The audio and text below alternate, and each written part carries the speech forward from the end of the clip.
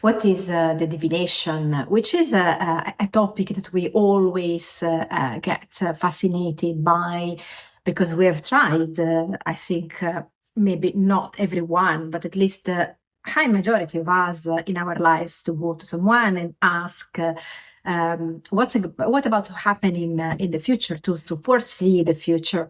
And that may have happened through common forms like tarot readings, other tools, other elements. I personally used to like a lot reading coffee cups, in the short ones, the espresso ones, which had that element of the powder, the brown powder, coffee powder at the bottom of the cup, and being able to read the images, because that's what divination, reading images. These images can be in cards, that can be reading crystals, that can be, you can have some stones, that would be very much shamanic, being able to read the stones, being able to read some other small items that you think they are talking to you, or being able to read an egg, which is another shamanic practice, because the egg is used to the so-called limpia, so cleansing the energy in your own body and passing the energy around, passing the egg around the body, and then you will feel that after the cleansing, that egg will be different. So it is different from before, because it becomes heavier, because it's absorbing what our energetic field is releasing, what we don't need anymore. And then using that egg, for example, in a glass of water, and being able to unfold all the elements in which the egg is communicating with us. And again, it's another image, because the divine communicates with us through images.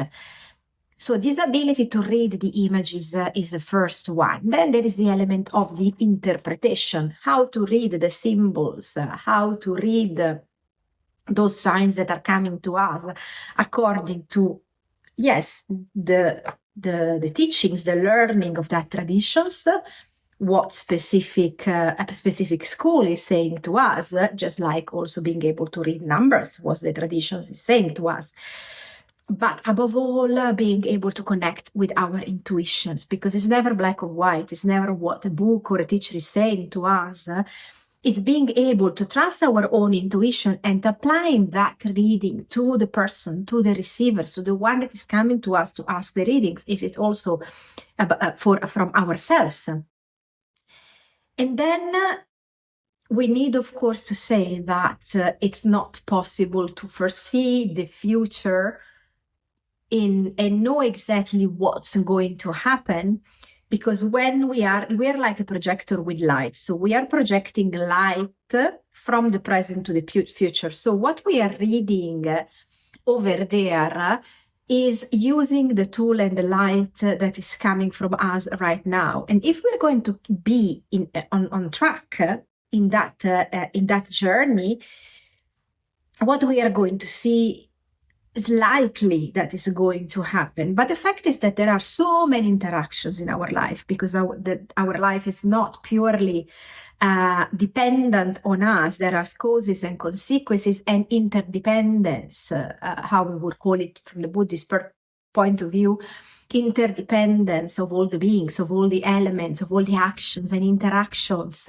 And the more we expose ourselves to new actions, the more they become co-linked with others that needs to happen. But then maybe they need to wait for some other people to develop something else in order to become ripe, in order to become ready to bloom. So the puzzle of the future is very intricate, it's very difficult. That's why many times we go for a reading and then those things are not happening. Or if they happen, is not because of the good elements of that reader, but it's because we have worked so much on generating and attracting that element that we wanted in our life, that vibration has interacted with the universe out there, and we have called it upon and we have attracted. But the first things when we want something is the desire, the wish. Because if we don't have enough wish of desiring something, that's not going to happen. Because our vibration is not high enough to be a true pioneer that is going out to explore and going into an adventure of the universe and take our own risk.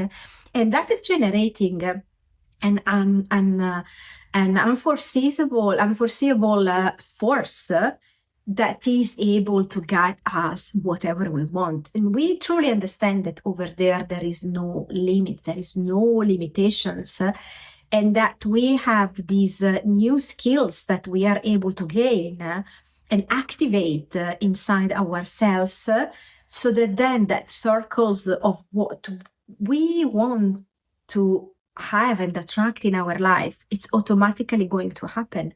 So it's not just the ability of a person. The ability of that person is, yes, to read the images, to interpret the images, and do that in a way that is using your own lens, not her own lens, his own lens, your own lens, because you are the one looking at your own future.